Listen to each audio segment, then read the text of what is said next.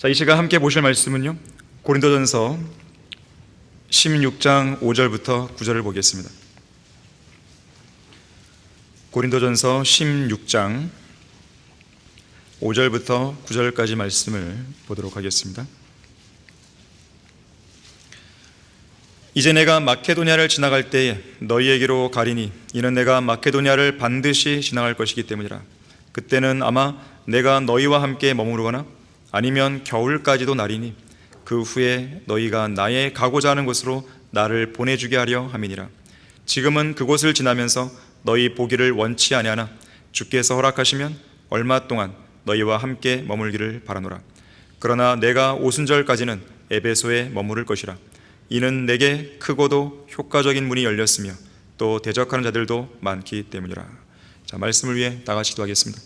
감사하신 아버지 하나님, 이 시간 저희들 예수 그리스도 이름으로 모이게 해주시고 하나님을 사랑하고 또 하나님을 찬양하고 또 주님께 헌신하고자 하는 그런 올바른 동기와 마음의 자세로 영과 진리로 경배드리게 해주셔서 감사드립니다. 저희들의 이 예배를 기쁘게 받아주시고 특별히 이 강단에 선포되는 이 말씀을 통해서 저희들의 마음과 생각을 변화시켜 주십시오. 세상으로부터 묻어있는 그런 모든 때들을 말씀의 물로 다 씻어주시길 원합니다. 올바른 생각으로 주님 앞에 다가서게 해주십시오. 올바른 마음으로 주님 앞에 밀착할 수 있도록 도와주시길 원합니다. 마귀가 어떠한 형태든지 이 말씀의 씨앗을 빼앗아가지 못하도록 저희들을 철저하게 보호해 주십시오. 온전히 주님 한 분만으로 저희들의 마음을 가득 채우게 해주십시오. 주 예수 그리스도 이름으로 기도했습니다. 아멘. 이 시간 설교의 제목은 복음의 문이 닫히고 있다. 복음의 문이 닫히고 있다. 문이 있으면 문을 여는 열쇠가 있죠. 문과 문을 여는 열쇠는 서로 때려야 뗄 수 없는 관계에 있습니다. 왜냐하면 문이 있기에 그 문을 여는 열쇠가 필요한 것이고 또 열쇠가 있다는 것은 그 열쇠로 열 수 있는 문이 존재한다는 뜻이기 때문에 그래요. 성경에는 몇 가지 열쇠들이 등장합니다. 우선 열쇠는 기본적으로 문을 열고 닫을 수 있는 도구죠. 하지만 때때로 성경에서는 정부를 상징하는 의미로 쓰기도 합니다. 혹은 통치, 정부나 통치를 상징하는 그런 의미로 열쇠가 나오기도 해요. 그래서 그 열쇠를 지닌 사람에게는 권위와 권세가 부여되기도 합니다. 그러다 보니 고대 및 중세 국가들에서는 왕이 어떤 성을 방문했을 때 환대의 뜻으로 성읍의 대표가 왕에게 성문 열쇠를 바쳤다 그래요.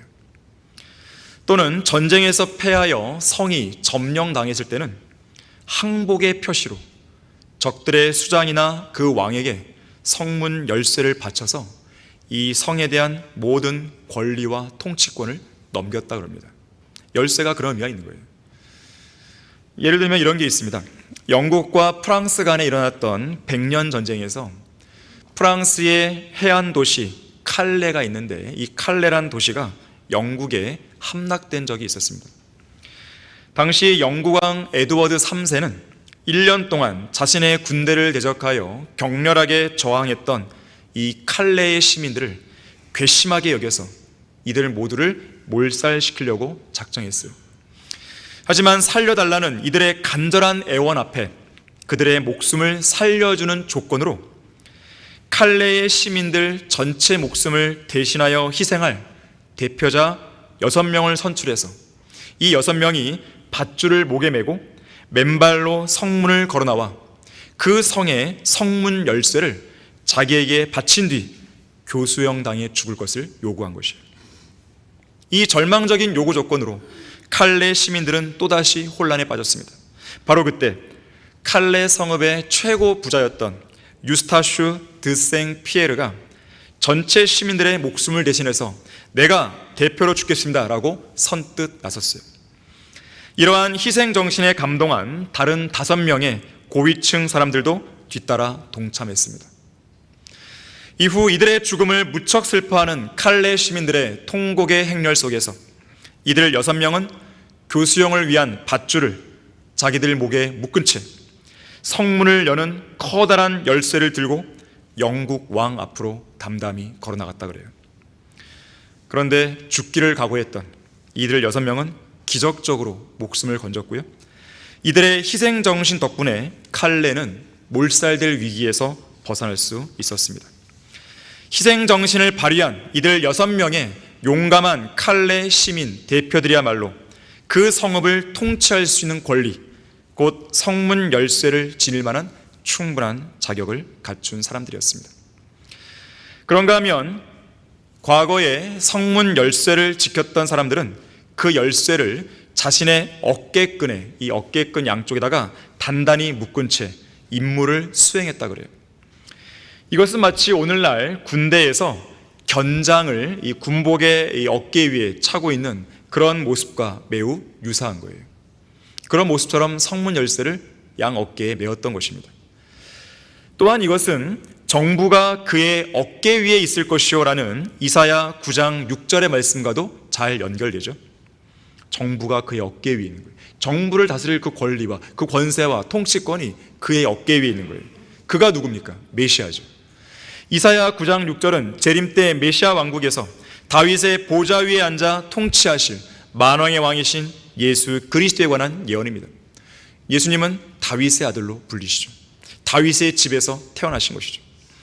이와 연관해서 메시아에 관해 예언하고 있는 이사야 22장 22절에서는 다윗 집의 열쇠가 언급돼요.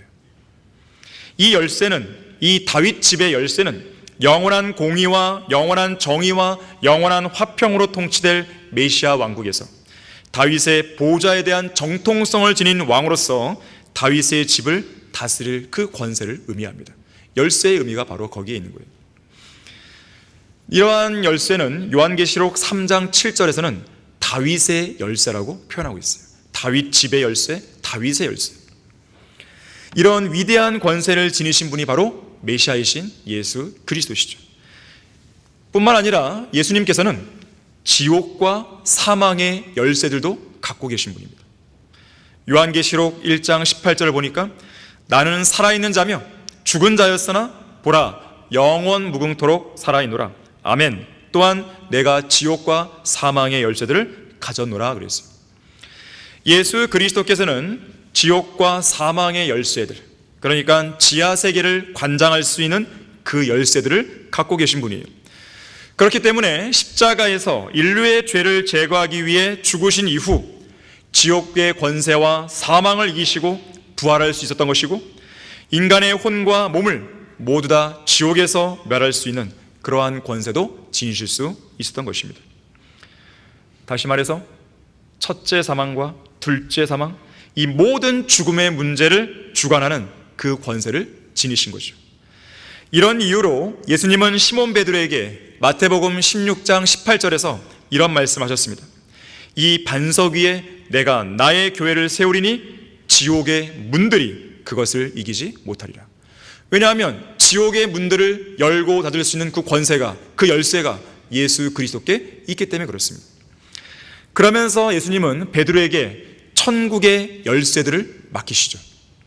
우리 다 같이 마태복음 16장 19절을 보겠습니다. 마태복음 16장 19절을 보시면, 그리고 내가 천국의 열쇠들을 너에게 주리니 내가 무엇이든지 땅에서 묶으면 하늘에서도 묶일 것이요 또 내가 무엇이든지 땅에서 풀면 하늘에서도 풀릴 것이니라 하시니라. 자, 천국의 열쇠들. 자, 그러니까 천국 복음 또는 왕국 복음을 통해서 천국의 문을 열어주는 열쇠들인 것이죠. 자, 여기서 주의할 사실은요, 성경에서 천국, 킹덤 오브 헤븐 그러면 이것은 구원받은 성도가 죽은 뒤에 가게 되는 하늘나라가 아닙니다. 킹덤 오브 헤븐은 헤븐리 킹덤이 아니에요. 하늘나라가 아니에요. 또는 현 교회 시대에 하나님의 은혜의 복음을 믿고 거듭남으로써 들어가는 영적인 나라, 하나님의 나라인 킹덤 오브 갓도 아닌 것이죠. 달라요. 서로 다른 건 같은 게 아니에요. 다시 말해서 천국의 열쇠들은 예수님께서 왕으로 돌아오실, 이 땅에 오실 재림 때 이 땅에 세워질 물리적인 왕국인 천국으로 들어가는 그 문을 열어주는 열쇠들입니다. 실제로 사도 베드로는 물리적인 백성인 유대인들에게 그리스도의 재림과 천년 통치에 관한 천국 복음, 곧 행위 구원을 골자로 하는 천국 복음을 설교함으로써 여러 차례 유대인들에게 천국의 문을 열어줬던 것이에요. 사도행전 2장부터 사도행전 5장까지 악하고 음란한 세대인 유대인들에게 천국 복음을 지속적으로 전파했던 것입니다. 여러 번 전파했기 때문에 천국의 열쇠 들, 복수형을 쓰고 있는 것이에요. 사실 베드로는 사도행전 초기 상황만 하더라도요, 교회 시대라든지 믿음으로 구원받을 수 있는 하나님의 은혜의 복음에 대해서는 전혀 몰랐었어요. 초기 상황에서는. 하지만 사도행전 10장에서 누구를 만나죠? 이방인 코넬료를 만납니다. 이때 변화가 생기는 거예요. 코넬료를 만났을 때 성령 하나님의 섭리적인 인도하심 속에서 이전에 전파했던 천국 복음 대신에 오직 믿음으로만 구원받을 수 있다는 은혜의 복음을 전파할 계기를 얻게 됩니다. 이것을 계기로 복음의 문이 이방인들을 위해서도 열리게 된 거예요. 그 전까지는 오직 천국 복음을 위주로 해서 유대인들에게 복음이 전파했던 것이죠. 복음의 문이 열렸던 것이죠. 하지만 이제는 이방인들에게도 복음의 문이 열렸는데 특별히 하나님의 은혜의 복음을 통해서 열리게 된 거예요. 그렇게 본다면 이방인을 위한 사도로 임명받은 사람은 바울이지만 이방인들에게 처음으로 복음의 문을 열어준 사람은 베드로가 된 거예요. 자, 그렇게 해서 복음의 문이 이방인들에게 처음 열린 이래로 지난 2000년의 역사가 지나오는 동안 복음이 전파되었고 오늘에 이르기까지 이방의 많은 죄인들에게 복음이 전파되는 상황에서 그들이 은혜의 복음을 믿고 구원받아 영적인 하나님의 나라에 들어오는 것은 물론 저 하늘나라로 들어갈 수 있는 길이 열리게 된 것이에요. 그런데 예수 그리스도의 오심이 무척 가까운 이때 오늘날 복음의 문은 하나둘씩 닫히고 있어요. 특히나 빠른 속도로 닫히고 있습니다. 이러한 현실 속에서 우리는 복음을 믿고 구원받은 그리스도인으로서 이미 복음을 통해서 하나님의 나라에 들어와 있고 그리고 장차 하늘나라로 들어갈 그러한 성도로서 과연 무엇을 위해서 또 어떻게 살아야겠습니까? 자, 복음의 문이 닫히고 있습니다. 첫 번째로 이방인들의 때가 끝나고 있다는 것을 유념하셔야 됩니다. 이방인들의 때가 끝나가고 있습니다. 이방인들의 때가 무엇입니까? 성경에서는 이방인들의 때에 대한 언급이 나오고 있어요. 이방인들의 때.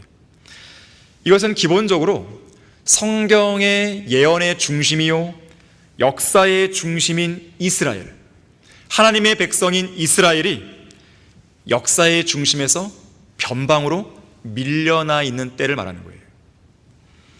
이 기간에는 유대인들 대신에 이방인들이 역사의 중심에 서 있는 것이죠. 자, 그런 시대를 가리켜서 이방인들의 때라 그래요. 좀 더 구체적으로 말씀드리면요, 우리 다 같이 누가복음 21장 24절을 보겠습니다. 자, 이방인들의 때가 끝나가고 있기 때문에 복음의 문이 닫히고 있다는 것을 알 수가 있는데요. 자, 이방인들의 때는 유대인들이 변방으로 밀려나 있고 이방인들이 역사의 중심에 서 있는 시대인데, 보다 더 구체적으로 보게 되면 누가복음 21장 24절에서 이방인들의 때를 이렇게 설명합니다. 또 그들은 칼날에 쓰러질 것이며, 자, 여기서 말하는 그들은 유대인들을 말합니다. 유대인들은 칼날에 쓰러질 것이며 모든 민족들에게, 자, 민족들이 누구예요? 이방인들이죠. 모든 민족들에게 사로잡힐 것이요 또 예루살렘은 이방인들의 때가 찰 때까지 이방인들에게 짓밟히라 그랬어요. 자, 이방인들의 때가 찰 때까지 예루살렘이 이방인들에게 짓밟히는 거예요. 그 말은 뭡니까? 이방인들의 때가 뭐예요? 이방인들에 의해서 예루살렘이 짓밟히는 기간, 이걸 가리켜서 이방인들의 때라고 설명하는 것이에요. 이 이방인들의 때, 이 기간의 문을 처음으로 열어젖힌 장본인은 바빌론의 느부갓네살 왕이었습니다. 느부갓네살 왕은 세계 최초로 전 세계적인 통치권을 위임받은 이방인 왕이었습니다. 느부갓네살 이전에는요, 여호수아의 카나안 정복 전쟁 시절 유다 지파가 예루살렘을 차지한 이래로 예루살렘 성읍이 짓밟힌 역사가 없었습니다. 특히 아시리아의 사네립 왕이 북왕국 이스라엘을 멸망시키고 남왕국 유다를 위협하면서 예루살렘을 포위했을 때도 예루살렘만큼은 짓밟히지 않았어요. 그런데 기원전 606년 바빌론 제1차 침공을 시작으로 느부갓네살에 의해서 이방인 군대에 의해서 예루살렘이 짓밟히기 시작합니다. 즉 이방인들 때가 시작된 거예요. 특히 기원전 587년 마지막 제3차 침공 때 남왕국 유다가 완전히 멸망하죠. 성전도 파괴되죠. 그리고 예루살렘이 완전히 함락됩니다. 자, 그러면서 예루살렘이 짓밟히고 유린당하는 그 역사가 오늘날까지도 지속되고 있는 거예요. 지금까지도. 기원전 606년부터 오늘날까지 지난 2600여 년의 이 시간 속에서, 이 역사 속에서 이방인들에 의해 짓밟혀온 예루살렘의 그 주인은 여러 차례 바뀌어온 거예요. 그때마다 예루살렘 시가지와 성벽은 파괴되고 재건되기를 반복해왔어요. 이와 연관해서 선지자 다니엘은 느부갓네살의 꿈속에 나타난 커다란 형상을 통해 이방인들의 때에 펼쳐질 이방인들의 역사적인 통치를 다니엘 2장에 미리 기록해 두었었죠. 다니엘을 공부해 보신 분들은 알겠지만 성경의 예언이 미리 기록된 역사임을 가장 잘 보여주는 바로 그 장이 다니엘 2장인 거예요. 그래서 우리는 다니엘 2장을 통해서 이방인들의 때에 세계를 제패했던 이방인들의 역사를 보게 되는 거예요. 구체적으로 말씀드리면 금머리로 예표되는 바빌론부터 시작해서 은으로 된 가슴과 두 팔로 상징되는 메데 페르시아, 노수로 된 배와 넓적 다리로 예표되는 그리스를 지나서 철로 된 다리로 상징되는 로마에 이르기까지 줄지어 이어지는 이방인들의 때에 일어나는 그 일들의 역사를 한눈에 우리는 보게 되는 거예요. 한 가지 중요한 사실은요, 아무리 이방인들의 때라 할지라도 또 이들이 한때 세계 패권을 쥐었다 하더라도 이들은 영원히 존속되지 못하고 결국 쇠락하고 멸망했다는 사실입니다. 그 말은 아무리 이방인들 때라 할지라도 역사의 주관자는 인간들이 아니라, 이방인들이 아니라 하나님이심을 보여준다는 거예요. 그뿐 아니라 로마 제국 이후로 현대에 이르기까지 정확하게는 2000년의 교회 시대 기간 동안 영국, 스페인, 프랑스, 러시아, 미국 등의 강대국들이 활동하고 있지만 이들 나라 역시나 하나님의 허락하심 속에서 존속하고 있을 뿐이에요. 그런가 하면 다니엘 2장 끝 무렵에는 2000년간의 교회 시대를 훌쩍 뛰어넘어서 일부는 철이고 일부는 진흙인 발과 발가락으로 계시된 마지막 왕국을 보여주죠. 이것은 적그리스도의 왕국을 말합니다. 미래에 예수 그리스도의 재림 직전에 세워질, 환란 시대에 세워질 적그리스도의 왕국이에요. 적그리스도의 왕국 기간에 바로 예루살렘이 짓밟히는 그 일이 최고조로 절정에 달하게 됩니다. 자, 여러분들 거기 요한계시록 11장 2절을 보겠습니다. 자, 이방인들의 때의 정의가 뭐라 했어요? 예루살렘이 이방인들에 의해서 짓밟히는 기간입니다. 자, 그 기간이, 이방인들의 때가 예루살렘이 짓밟히는 일이 바로 적그리스도의 왕국에서 절정에 달해요. 환란 시대 때. 자, 계시록 11장 2절에 보니까 이렇게 말씀하죠. 그러나 성전 밖에 있는 뜰은, 자, 성전은 예루살렘 성전을 말합니다. 남겨두고 측량하지 말라. 이는 그것을 이방인들에게 주었으며 그들이, 이방인들이죠, 42달 동안 7년간의 환란 시대 중에서 후 3년 반 42달 동안 그 거룩한 도성, 이게 뭐예요? 예루살렘이죠. 거룩한 도성을 발 아래 짓밟을 것이기 때문이라. 이방인들의 때의 절정이에요.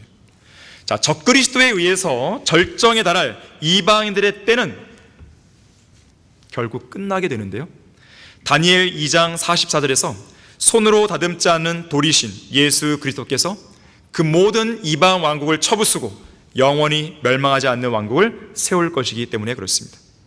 이방인들의 때는 결국 끝나게 돼 있는 거예요. 이방인들의 때가 끝날 수밖에 없는 근본적인 이유는 뭔가 봤더니 로마서 11장 25절에 이방인들의 충만함이 차기 때문에 그런 거예요. 여기서 이방인들의 충만함이 찬다는 건요, 교회 시대에 구원받은 이방인들의 수가 찬다, 그 말이 아니에요. 이방인들의 죄악이 차는 거예요. 하나님의 방법은 죄가 가득 차면 심판하시는 거예요. 이방인들의 충만함, 그 죄악이 가득 차면 하나님은 심판하실 것이고 결국 이방인들의 때는 끝나는 거예요. 이것이 하나님께서 이 땅의 민족들을 다루시는 방법입니다. 이방인들의 죄악의 충만함은 주님을 대적하여 모일 아마겟돈 전쟁에서 절정에 달할 것이고, 재림하시는 예수 그리스도께서는 그들을 진노의 포도즙 틀에 집어넣어 짓밟으실 것입니다.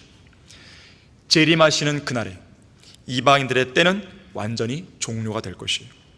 그리고 본래 인류 역사의 중심이었던 이스라엘이 민족적으로 구속되고 완전히 회복되어 모든 이방 민족들 중심에 우뚝 서게 되는 것이에요. 자, 이렇게 이방인들의 때가 끝나고 유대인들이 역사의 중심에 우뚝 서게 될 조짐이 진작부터 나타나고 있는 거예요.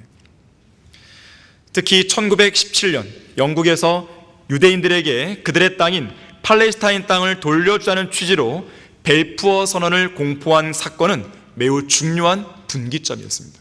이방인들의 때가 끝나고 있음을 보여주는 중요한 사건이었어요. 그런가 하면 사도행전 2장에서 오순절날 성령께서 오신 이후 교회 시대가 본격적으로 시작되고, 시대에 따른 경륜이 유대인을 위한 경륜에서 교회를 위한 경륜으로 전환된 이래로 은혜의 복음은 꾸준히 지속적으로 이방인들에게 전파되어 왔습니다. 특히 지난 1500년부터 1900년까지 이르는 필라델피아 교회 시대에 복음의 문과 선교의 문이 활짝 열렸었죠. 개혁과 부흥, 대각성의 시대가 도래했죠. 이방인들을 향한 복음 전파는 더욱더 절정에 달하게 된 것이에요. 하지만 1884년에 영국이, 그리고 1901년에 미국이 바르게 보존된 성경인 영어 킹제임스 성경을 버리고 변개된 성경들을 채택했죠. 1900년대에 들어와서는 공산주의, 인본주의, 이실론, 진화론, 무신론 등이 뿌리를 내렸죠. 그런 가운데 수많은 이방인들이 이제 복음을 거절하고 또 거절하고 거절하기 시작한 거예요. 하나님을 대적하고 또 대적하고 또 대적하기 시작한 것이죠. 그러자 이방 민족들은 1900년을 기점으로 하향 곡선으로 내려가게 된 것이에요. 그런 가운데 유대인들은 다시 상승 기류를 타기 시작했고, 급기야 1948년에는 독립국가를 세우고 그들의 땅으로 돌아오기 시작한 거예요. 그래서 유대인과 이방인의 관계는 마치 시소관계예요. 이방인이 올라가면 유대인 내려갑니다. 이방인들의 때가 도래하면 유대인은 내려가는 거예요. 반대로 유대인들 올라가면 이방인 내려가는 거예요. 그런 관계죠. 자, 그래서 이방인들의 때가 끝나고 유대인들이 다시 세계 정상에 우뚝 서게 될 것을 알리는 여러 가지 징조들이 이 시대에 나타나고 있는 거예요. 우리는 그런 것을 국제사회에서 보고 있는 것이에요. 자, 이방인들의 때가 끝나갈 그 무렵 그리스도의 몸된 교회는 휴거될 것이고, 교회가 휴거되고 나면 오직 믿음으로 구원받는다는 은혜의 복음의 문은 완전히 닫히게 되는 것입니다. 우리는 바로 그 마지막 문턱에 서 있는 거예요. 자, 복음의 문이 닫히고 있습니다. 두 번째로, 현재 우리가 살고 있는 시대는 열린 문의 시대가 아니라 닫힌 문의 시대입니다. 우리가 살고 있는 시대의 특징이에요. 이 시대는 부흥과 대각성의 시대가 아닙니다. 배교의 시대입니다. 하나님의 권리가, 하나님의 말씀이 존중받는 시대가 아니라 사람의 권리가, 인간의 지혜의 말이 존중받는 그런 시대예요. 이 시대는 노아의 대홍수를 앞두고 있는 그런 시대와 같아요. 모세나 여호수아의 시대가 아니라 재판관들의 시대입니다.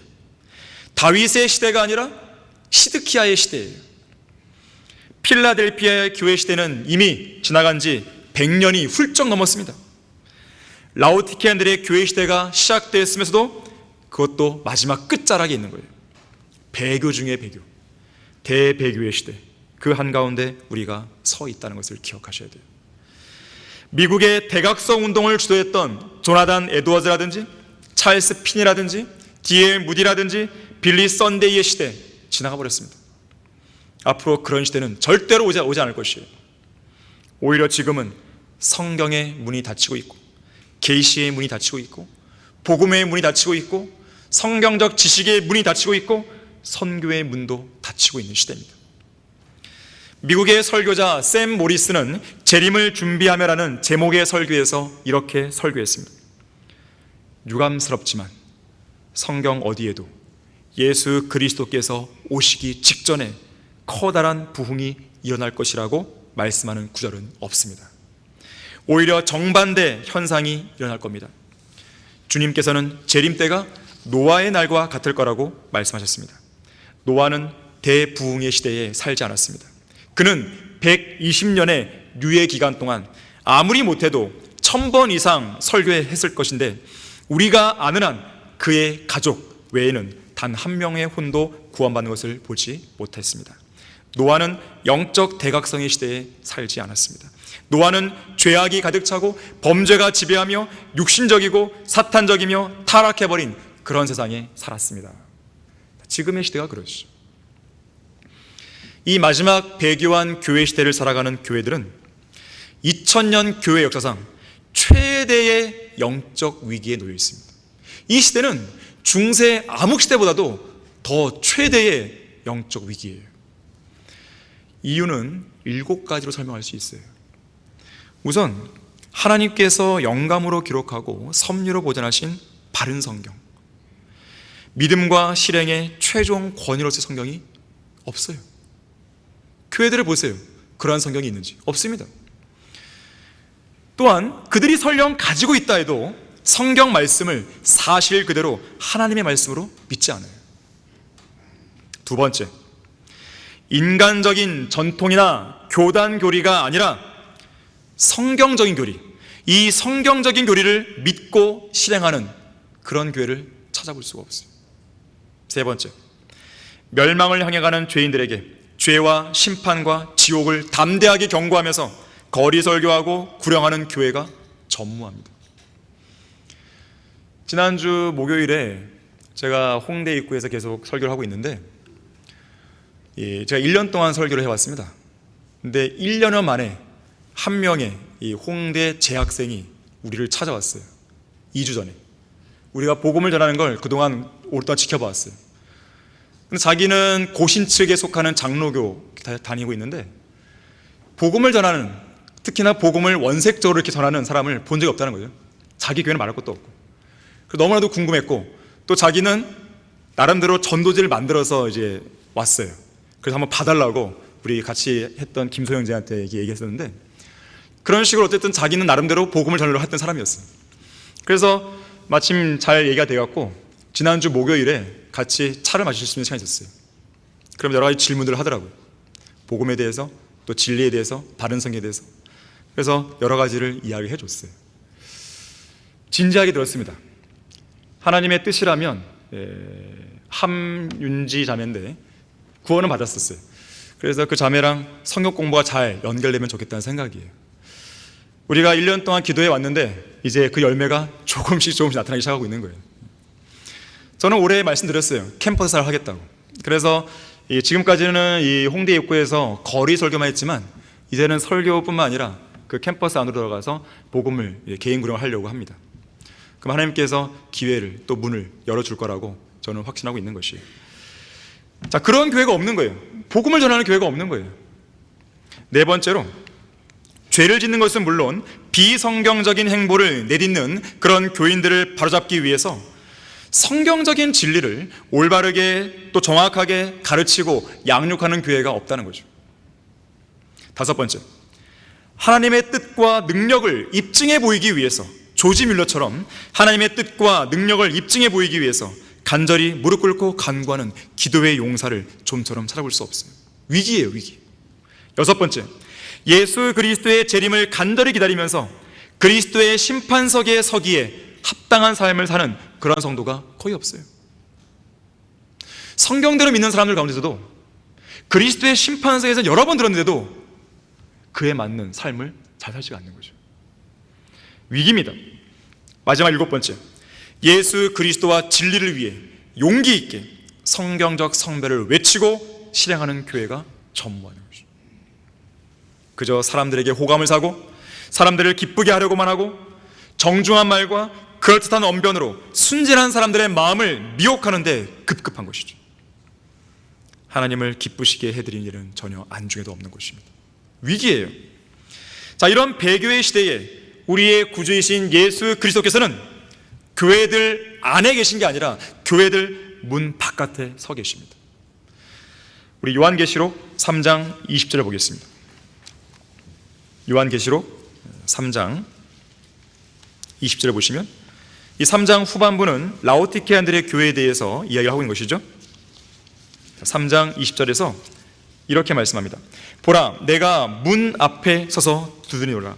누구든지 내 음성을 듣고 그 문을 열면 내가 그에게로 들어가서 그와 함께 먹으며 그도 나와 함께 먹으리라. 물론 우리는 이 구절을 예수 그리스도를 영접할 때 이 구절을 사용하기도 합니다. 그런데 문자 그대로의 의미를 본다면 지역교회 문을 말하는 거예요. 지역교회 문. 자, 이 시대의 교인들은 예수 그리스도를 교회 문 밖으로 쫓아낸 것이에요. 보다 더 정확하게 말하면 예수님께서 나가버리신 겁니다. 못 견디시는 거예요. 이런 배교한 교회들 안에는. 그런 교회들을 버리신 겁니다. 일종의 이카봇이죠. 이카봇. 하나님의 영광이 떠나버린 거예요. 러크만 목사님은 이렇게 말했어요. 하루는 아무 열매도 맺지 못하는 나무가 자기 자랑을 하고 있었다. 이봐, 내가 얼마나 멋진 나무인지 보라고.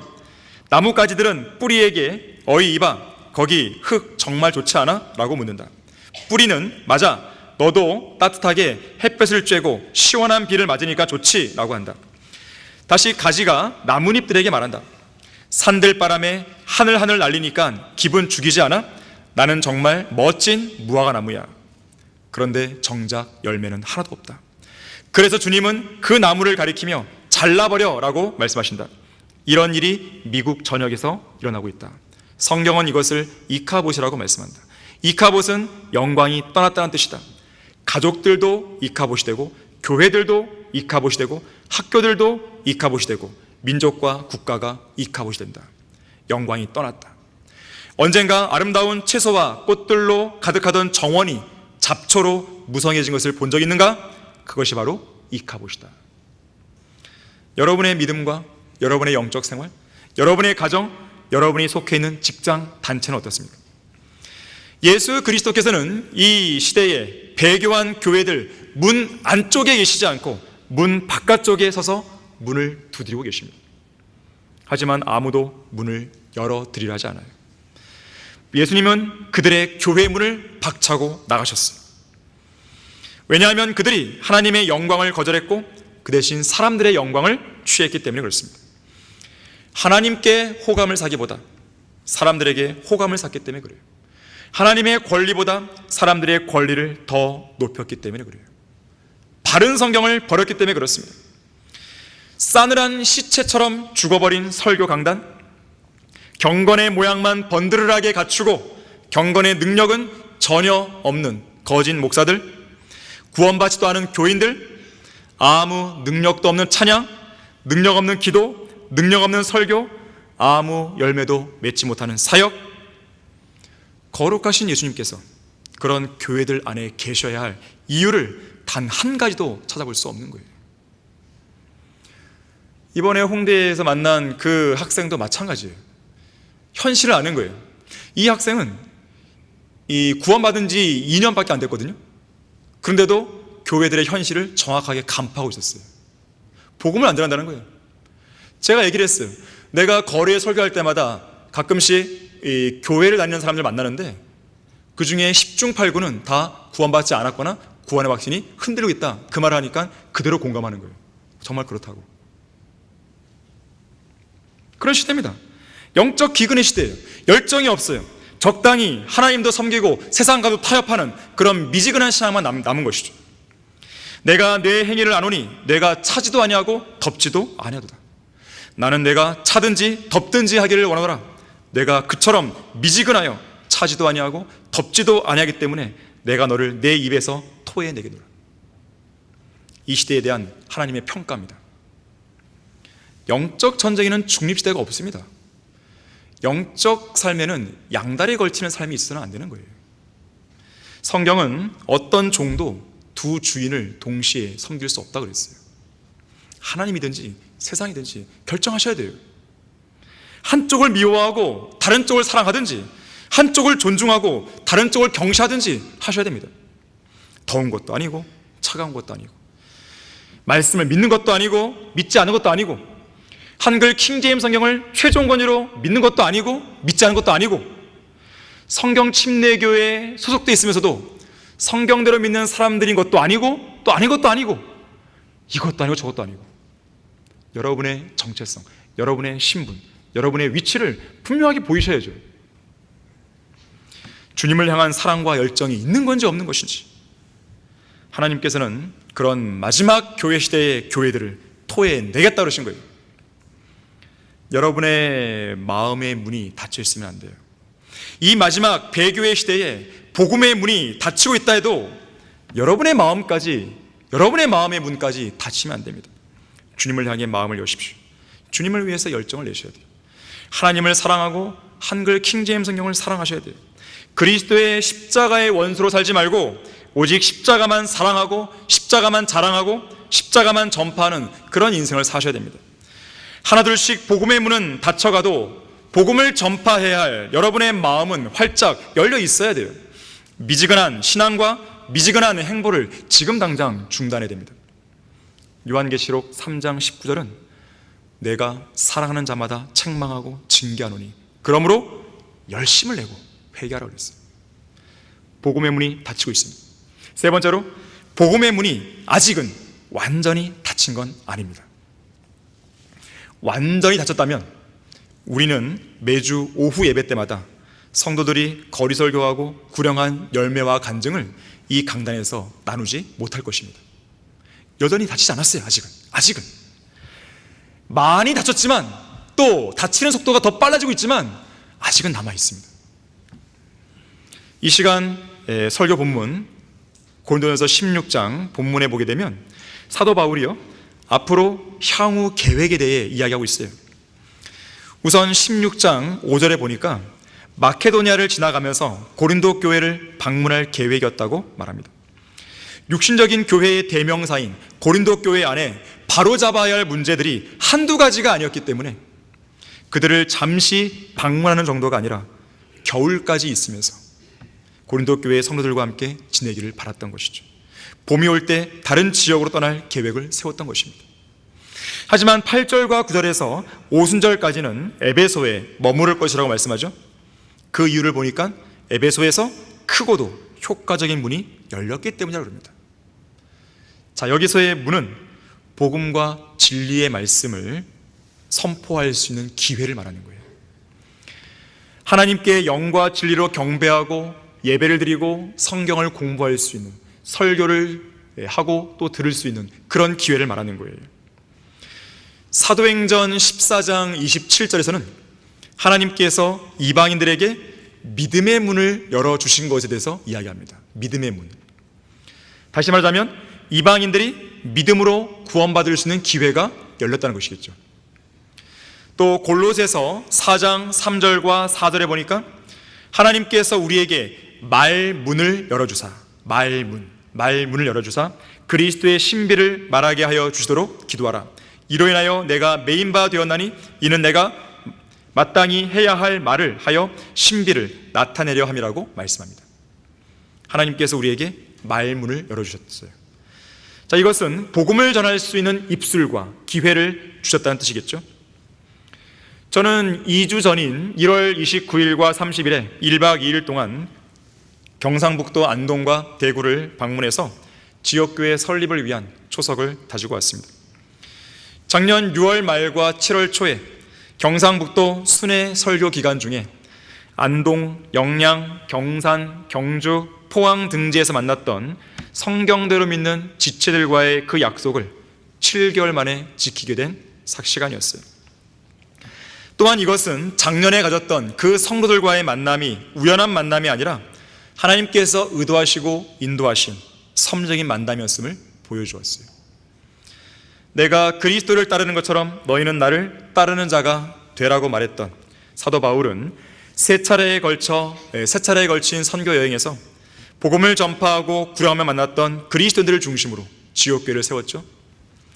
그때 상황과 완전히 똑같다고 볼 수 없지만 하나님께서 작년 순회 설교를 통해 만난 지체들을 지금까지 기억해 주신 것이고, 또 그 지역에 성령 침례교회 창립을 위한 첫 발걸음을 떼게 해 주셨다는 것은 너무나 분명한 사실이에요. 하나님의 섭리적인 인도하심이 없었다면 절대 불가능한 일이 일어난 것입니다. 재작년인 2022년 1월 26일 이성호 목사님이 하늘나라로 들어가신 이후 저는 이 땅에 30개 이상의 지역교회를 세워주라고 하나님께 기도했는데 2년여 만에 2개 지역 모임을 시작하게 하나님께서 해주신 것이에요. 특히 지난 주일 안동 모임에서 김수호 형제가 첫 예배를 인도하고 설교했는데요, 그곳에서 사진으로 보내온 예배 장면을 보니까요, 너무나 감동이 되고 가슴이 벅차올랐습니다. 작년 경상북도 순회설교 기간에 만났던 그곳의 지체들과 헤어지고 돌아오는 자동차 안에서 저는 마음이 많이 먹먹했고 많은 생각에 잠겼던 기억이 있습니다. 당시에 저는 차 안에서 이 땅에 너무나 많은 사기꾼 목사들과 가짜 교회들 때문에 화가 났었어요. 8만 개의 교회가 있으면 뭐하고 1천만 명의 교인들이 있으면 뭐하냐 이거예요.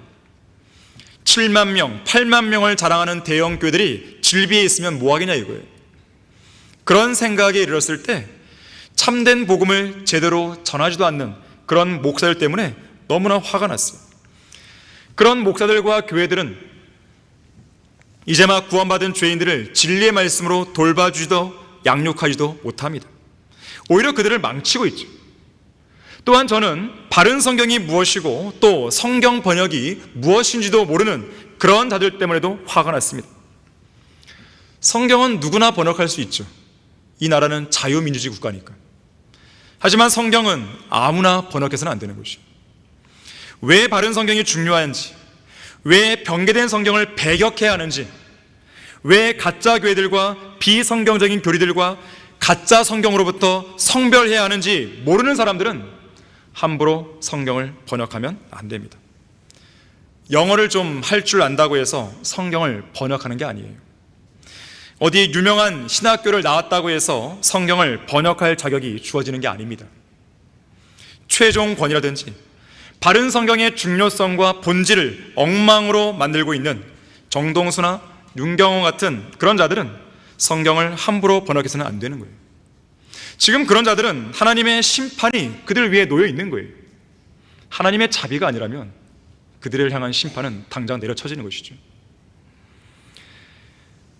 그래도 최소한 성경이 변개되었다는 사실을 알았을 때 가슴이 찢어질 듯한 그런 고통을 느껴본 사람이어야 성경을 번역할 자격이 있는 거 아니겠어요?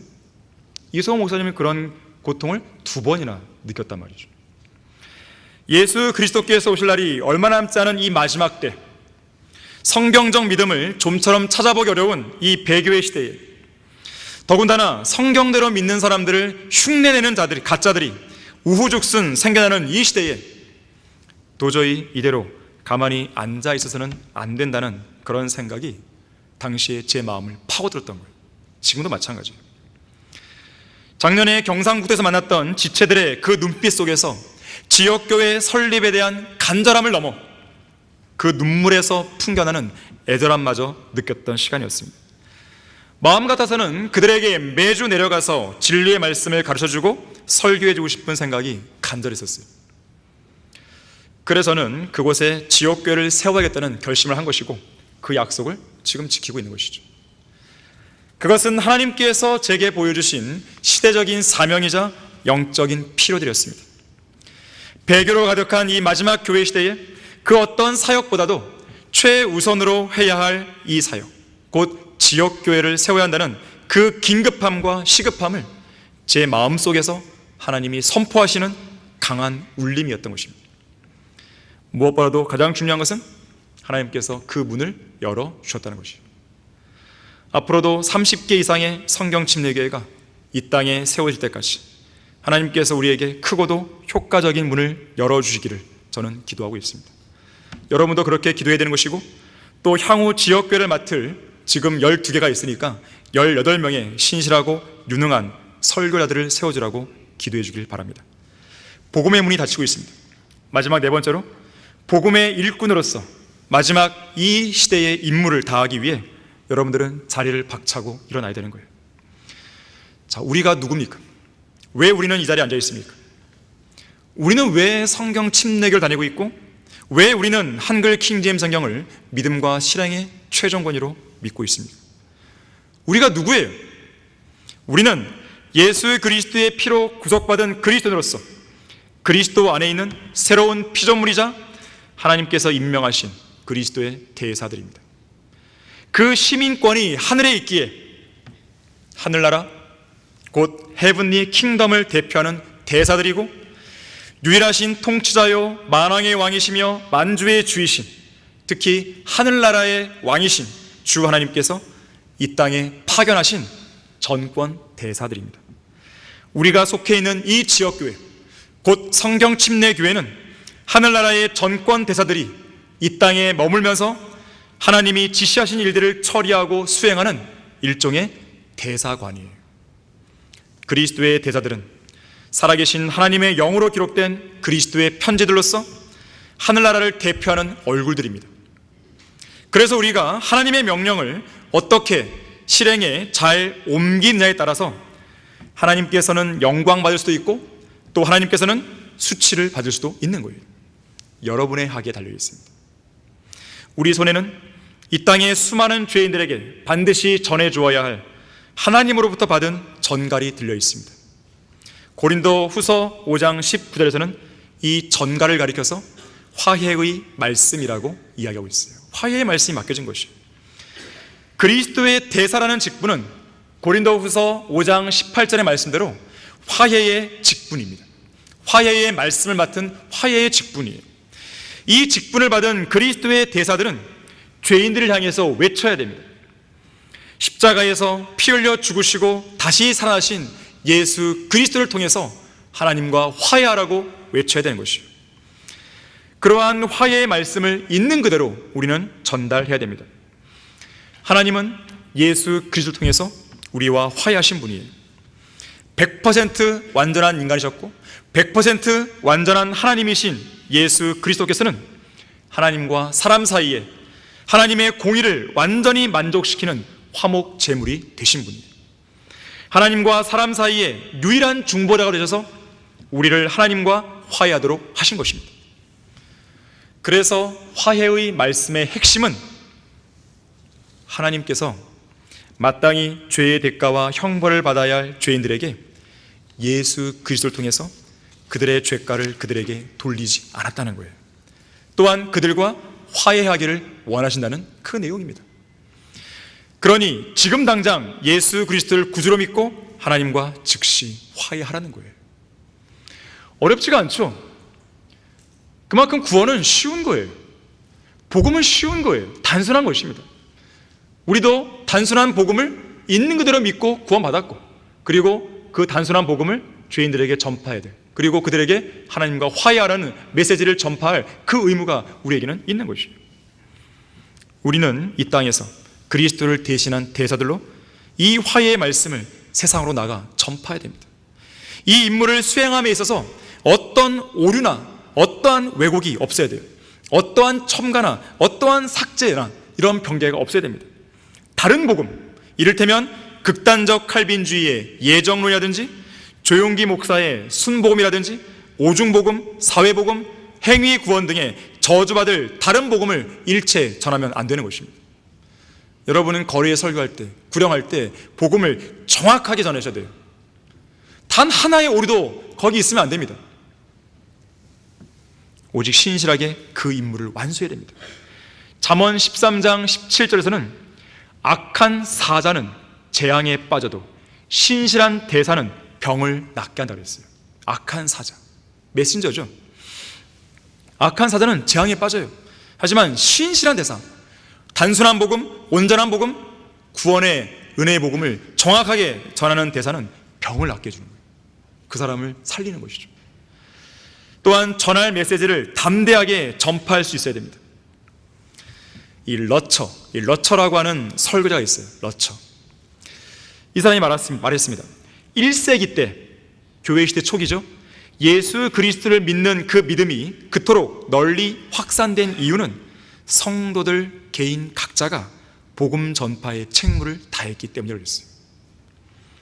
스코트라고 하는 설교자는요, 교회에게 명령이 떨어졌다. 따라서 복음을 전파하는 임무를 지체하는 것은 불순종이다 그랬습니다. 챔버라고 하는 설교자는요, 천사는 복음을 전파할 수 없다. 오직 바울이나 당신 그리고 나 자신만이 누구예요? 구원받은 그리스도인이죠. 복음을 전할 수 있다 그랬어요. 아프리카의 선교사 데이비드 리빙스톤은 이렇게 말했습니다. 한 세대는 오직 그 세대의 사람에게만 복음을 전파할 수 있다. 우리가 살고 있는 이 세대에서만 우리는 전파할 수 있는 거 아니겠어요? 우리가 죽은 이후의 세대에게는 우리는 전파할 수 없어요. 그 이전 세대도 우리는 전파할 수 없어요. 현재 우리가 살고 있는 현 세대의 사람들에게만 전파할 수 있는 거예요. 교회의 사명은 선교다. 어느 곳이든지 나아갈 준비가 되어 있어야 한다. 예수 그리스도 한 분만이 세상을 구원할 수 있으나 그렇다고 해서 예수 그리스도 혼자서 세상을 건지시지 않는다. 다시 말해 이 땅에 신실한 복음 전파자들을 사용하시는 것이다. 만일 우리가 믿는 그리스도의 신앙이 우리로 하여금 복음과 진리를 온 세상에 전파하도록 충동시켜주는 무언가가 없다면 그 신앙은 우리나라에서 자멸하고 말 것이다. 따라서 복음을 들고 저 멀리, 점점 더 멀리 저 흑암의 세계 속으로 들어가라 그랬어요. 복음의 문이 하나둘씩 닫히기 시작합니다. 덥지도 차지도 않은 입에서 토해내기 딱 알맞은 이 시대의 미지근한 자들은 그들 스스로 하나님의 말씀을 저버림으로 문을 닫기 시작했어요. 지금 예수님은 문 밖에 서 계십니다. 이제는 그나마 남아있던 문들마저도 닫히고 있어요. 이방인들의 죄가 충만해짐에 따라 마지막 남은 문마저 닫히게 되면 교회 시대는 막을 내릴 수밖에 없습니다. 문이 마냥 열려 있을 거라고 생각하지 마세요. 구원받은 성도가 복음을 전파할 수 있는 기회라든지 지옥으로 던져질 죄인이 복음을 믿고 구원받을 수 있는 기회라든지 때가 되면 그 문은 닫힙니다. 시간이 얼마 안 남았어요. 구원받지 않은 죄인들은 문이 닫히기 전에 서둘러서 예수님을 영접해야 돼요. 거듭난 그리스도인들은 마지막 기회마저 사라지기 전에 주님께서 열어주신 문으로 들어가 신실하게 복음을 전파해야 됩니다. 문이 닫히면 후회해도 소용이 없어요. 주님께서 우리를 본향으로 부르실 때까지 우리를 위해 열어놓으신 문이 무엇인지 간에 설령 그곳에 대적하는 자들이 많고 고난과 박해가 있다 해도 그 문 안으로 들어가서 주님이 우리에게 명령하신 과업을 수행해야 되는 거예요. 결론을 맺겠습니다. 밥 존스 목사님이 이렇게 말했어요. 당신은 이 문을 열어달라고 하나님께 요청한다. 그리고 하나님께서 그 문을 열어주셔야 당신은 그 문으로 들어갈 수 있다. 만약 주님께서 문을 열어주지 않으면 들어갈 수 없다. 또한 문을 열어주더라도 당신이 원하는 때에 반드시 정확하게 맞춰서 열어주시는 것도 아니다. 어떤 때는 문을 열어달라고 몇 년 동안 기도한 뒤에야 문을 열어주기도 한다. 그때까지 당신은 기다려야 한다. 주님께서 문을 열어주시지 않는다고 당신이 임의대로 제멋대로 문을 여는 것은 주님의 뜻에 반하는 일이다. 그분께서 문을 열어주더라도 그분께서는 그 문 안으로 어서 들어가라고 당신의 엉덩이를 차 넣지 않으신다. 그분께서는 그저 문을 열어놓을 뿐 당신이 서둘러 들어가든지 말든지 당신에게 맡기신다. 그러나 주님께서 한 번 문을 여시면 아무도 그 문을 닫지 못하고 또 한 번 닫으시면 울고불고해도 아무도 그 문을 열지 못한다 그랬어요. 모두가 배교해도 여러분은 배교하면 안 돼요. 모두가 그리스도의 십자가의 원수로 산다 해도 여러분만큼은 그리스도의 십자가의 원수로 살면 안 됩니다. 모두가 미지근한 신앙을 가졌다 해도 여러분만큼은 주님을 위해서 뜨거운 첫사랑과 뜨거운 열정을 표출해야 돼요. 모두가 주님의 일에 빈둥빈둥 게으름을 피워도 여러분만큼은 그러면 안 돼요. 오히려 더욱 견고하고 흔들리지 말고 주님 안에서 주님의 일을 넘치게 됩니다. 우리가 섬기는 예수 그리스도께서는 지옥에 갈 수밖에 없는 우리를 구해주신 분이잖아요. 우리를 향한 하나님의 사랑은 크고 영원하잖아요. 수많은 죄인들이 죽어가고 있습니다. 복음의 문이 닫히고 있습니다. 일할 수 없는 밤이 오고 있어요. 아무런 열매도 맺지 못한 그런 빈손으로 그리스도의 심판석에 서지 마십시오. 모든 것이 불에 타버린 잿더미 연기 속에서 망연자실한 눈빛으로 예수 그리스도를 만나면 안 됩니다. 저 하늘에서 여러분을 부르는 이리 올라오라는 음성과 함께 저 하늘 문이 열릴 때까지 이 땅에서 하나님이 여러분에게 열어주신 그 문으로 들어가 복음과 진리를 신실하게 그리고 열정적으로 전파하는 여러분 모두가 되기를 바라겠습니다. 자, 기도하겠습니다.